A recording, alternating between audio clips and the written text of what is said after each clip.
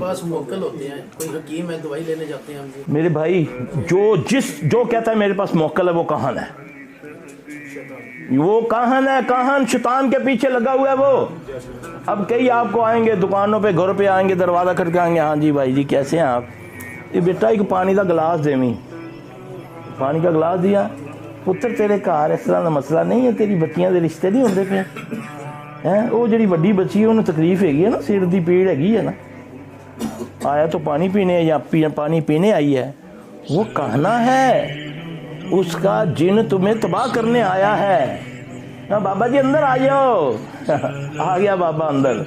ہن وہ چاہے تے کنالی توڑ کے جاوے تے بھاویں پلیٹ توڑ کے جاوے تے گٹھلی دے وچ بھاویں زیب پرے تے بی اینو کھولی نا ڈبل ہویا ہوئے گا. پھر جلے پہنچ جانا تے پھر کھول دیتے ہے تیرا بے حق رکھ بابا. اوئے لالچیو، لالچ کرنی ہے تو جنت